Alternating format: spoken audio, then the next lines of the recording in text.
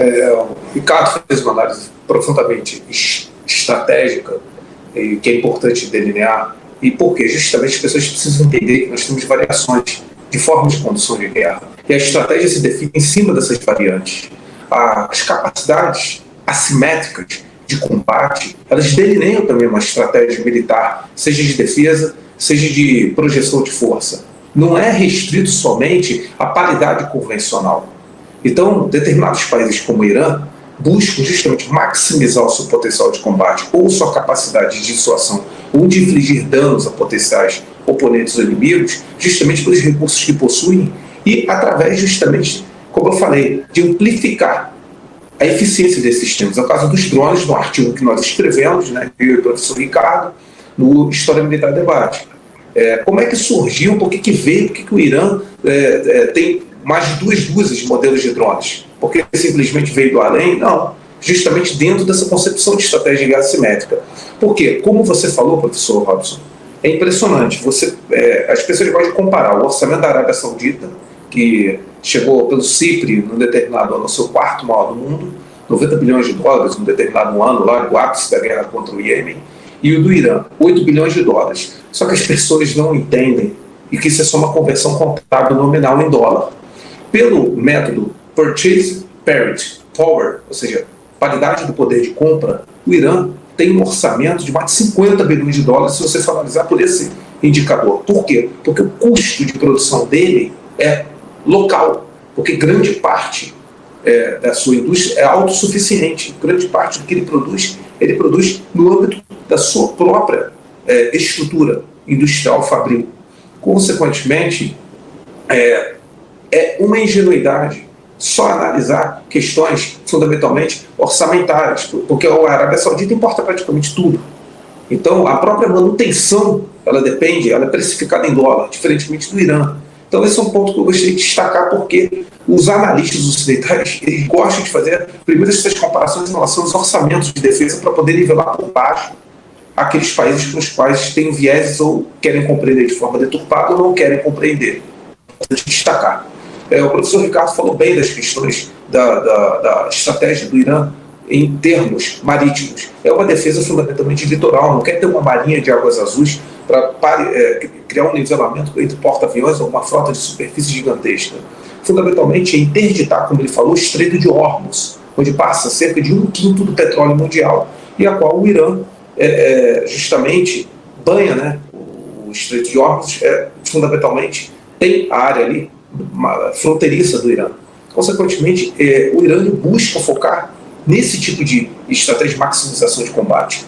Aí eu gostaria de saber se poderíamos passar, porque eu gostaria de comentar sobre o sistema de armas, a imagem do tanque Kahar, que o Ricardo falou, para a gente comentar com o espectador. Isso porque o Ricardo introduziu bem, eu queria fazer um complemento de análise desse tanque para exemplificar como o Irã trabalha justamente nos seus desenvolvimentos, seus produtos, pegando o que há de melhor daquilo que ele obtém, seja por diferentes mecanismos, comprando usado, adquirindo, se apropriando, enfim, e buscando desenvolvimentos próprios, autóctonos. E esse MBT é muito interessante. Deixa eu ver se é esse aqui, só um minutinho. Essa imagem que você queria? Perfeito.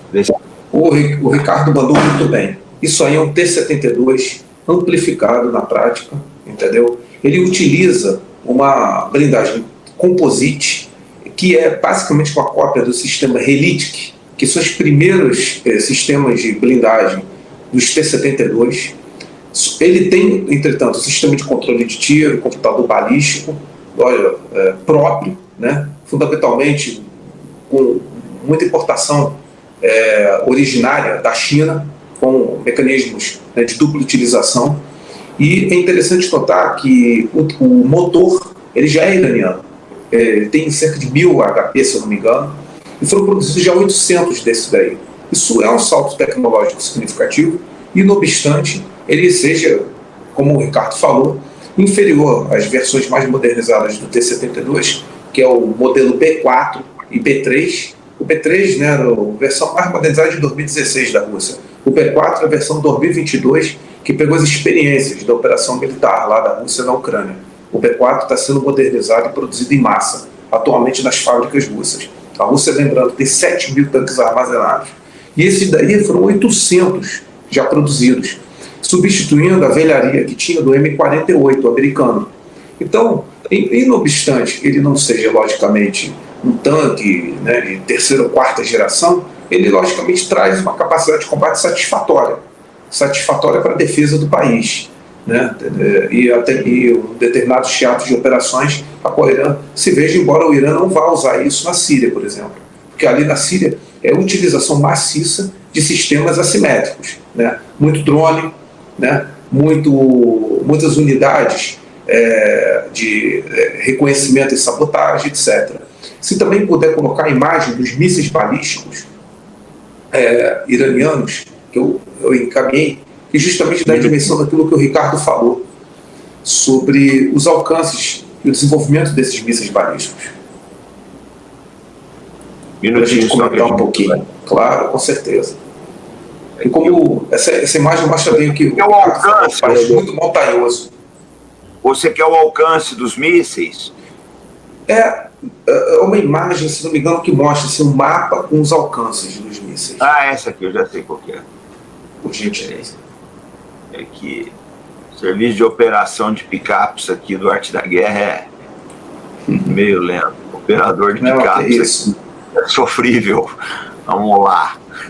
Eu falo sempre, gente, o dia que o canal crescer, eu vou contratar um operador de picapes aqui. Mas esse aqui, Rodolfo. Lá no texto tem essa imagem. Essas imagens estão todas lá no texto. Depois que vocês olharem, fica legal. É bom muito bom poder pegar isso. Isso aqui, Rodolfo, se você me permite uma... Claro.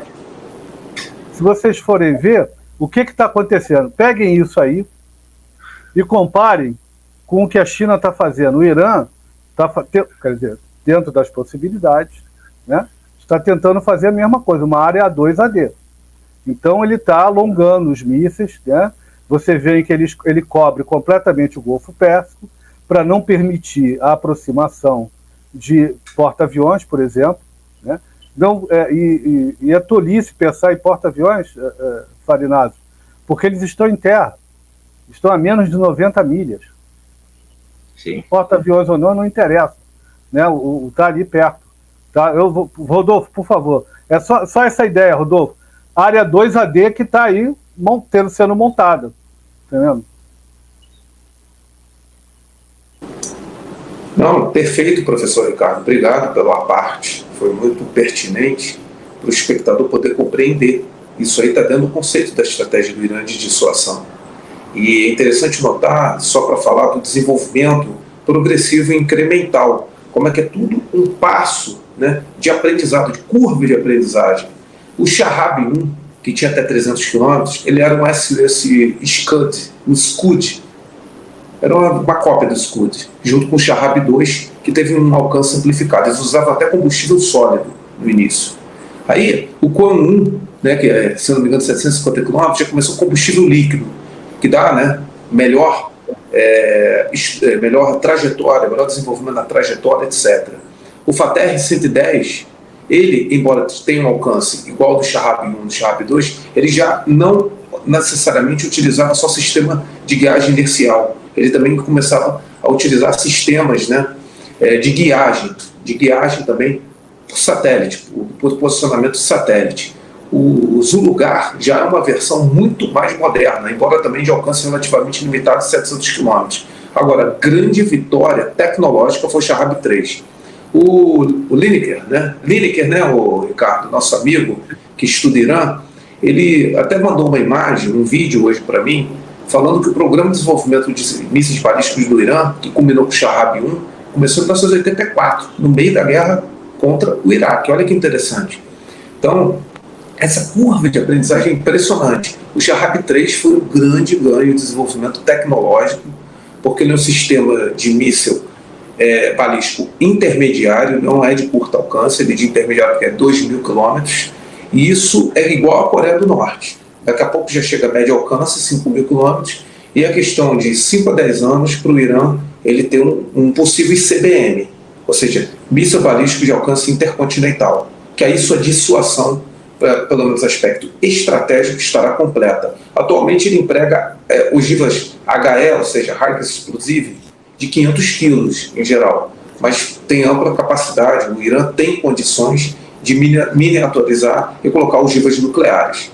Não sei se ogivas MIRV, que é veículo múltiplo de reentrada independente do alvo, né, que quando há o lançamento do míssil balístico numa trajetória suborbital, justamente quando ele entra numa angulação já para atingir a superfície terrestre, ele no caso se dissipa, né? A coifa se dissipa em vários MIRV, veículos múltiplos de reentrada independente do alvo, tornando difíceis as defesas antimíveis. Não sei se o Irã tem capacidade MIRV, mas o desenvolvimento de mísseis balísticos é avançado. Inclusive, eu também não se tem ainda um exemplo, mas disse, e o Irã assim falou, que eles estão com um programa também de desenvolvimento de mísseis hipersônicos, que é no mínimo Mach 7, né? 7 vezes a velocidade do som, 7.000, 8.000 km por hora, né? Que é o conceito de hipersônico. Então, isso aí é dentro do que o Ricardo falou, uma capacidade de dissuasão que a Coreia do Norte logrou êxito. Há muita tecnologia aí, chinesa e paquistanesa, tá? Muita tecnologia da Coreia do Norte e do Paquistão nisso aí também.